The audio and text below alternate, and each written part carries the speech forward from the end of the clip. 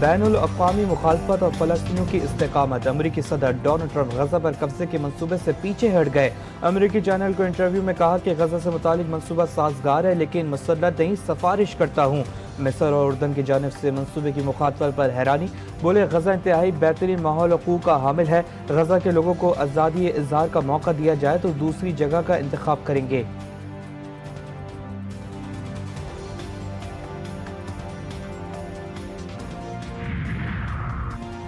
سعودی عرب میں اردن، مصر اور خلیج تعاون کونسل کا سربراہ اجلاس۔ ٹرمپ کے غزہ پر قبضے کے متبادل منصوبے پر غور۔ سربراہوں نے غزہ کی تعمیر نو سے متعلق تجاویز فائنل کر لی۔ 4 مارچ کو قاہرہ میں ہونے والی عرب لیگ کے اجلاس کے ایجنڈے میں شامل کی جائے گی۔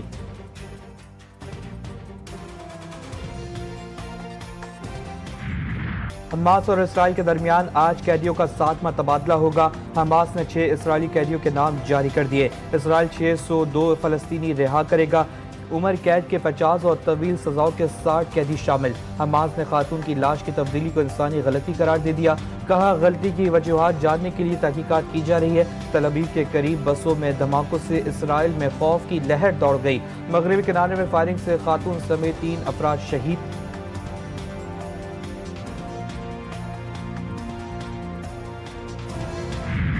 حزب اللہ کے شہید سربراہ حسن نصر اللہ کی تدفین کل پورے اعزاز کے ساتھ کی جائے گی۔ تدفین میں شرکت کے لیے دنیا بھر سے شہید کے چاہنے والوں کی آمد جاری۔ بیروت کے رفیق حریری بین الاقوامی ہوائی اڈے پر غیر ملکی مہمانوں کا تبادلہ بندہ ہوا ہے۔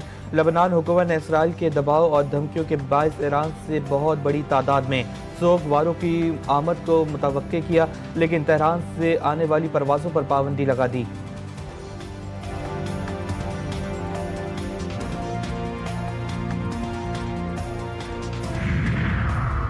یوکرین کو مذاکرات پر آمادہ کرنے اور کشیدگی میں کمی کے لیے امریکی ایلچی کے صدر ایلچی سے ملاقات۔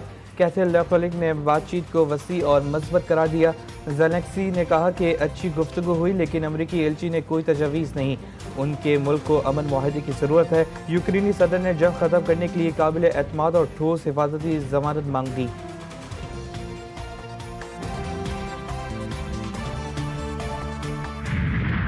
Borrow money every now and then.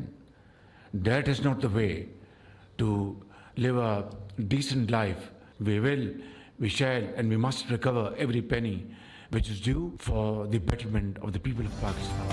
حکومت ٹیکس وصولی کے لیے سرگرم، ایک پیسے وصول کریں گے۔ وزیر اعظم شہباز شریف کا ٹوک اعلان۔ Case assignment and management system کی افتتاحی تقریب سے خطاب۔ وزیر اعظم نے کہا کہ ملک چلانے کے لیے پیسے ادھار لینے پڑتے ہیں جو کسی بھی طرح قابل قبول نہیں۔ پاکستان وسائل سے مالا مال ہے لیکن نیتوں کا فقدان ہے۔ مزید کہا چیف جسٹس سے تیز ترین نظام انصاف کی درخواست کی۔ ایسے نظام چاہتے ہیں جہاں مقدمات کا فیصلہ جلد اور شفاف طریقے سے ہو۔ ماضی پر رونے سے بہتر ہے کہ غلطیوں سے سبق سیکھیں، اب بھی دیر نہیں ہوئی۔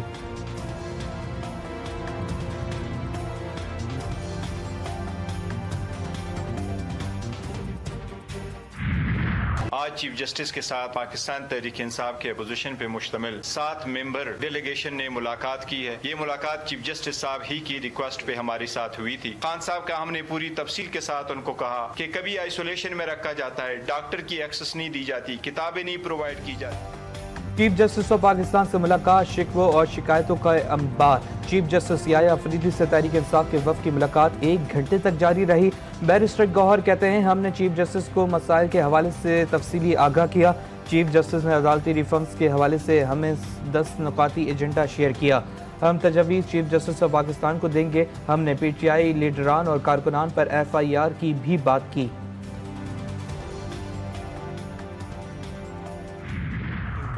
جو پوائنٹس وہاں پہ رکھے گئے چیف جسٹس آف پاکستان صاحب کے ساتھ، سب سے پہلے ہم نے کہا کہ وزیر اعظم عمران خان صاحب اور بشرا بی بی صاحبہ کے جو کیسز کی ڈیٹس ہیں ان کی علم میں بھی نہیں ہوتا اور وہ ڈیٹس جو ہیں وہ ان کی چینج ہو جاتی ہیں۔ چیف جسٹس کو بتایا کہ جیل مینول اور قوانین کی دھجیاں اڑائی جا رہی ہیں۔ قومی اسمبلی میں اپوزیشن لیڈر عمر ایوب کی میڈیا سے گفتگو، بولے متعدد رہنما کارکنوں کو جھوٹے مقدمات میں قید کیا ہوا ہے۔ سلمان اکرم راجہ نے کہا کہ نظام عدل کو استعمال کیا جا رہا ہے، عدلیہ کی فوری مداخلت کرنا ہوگی۔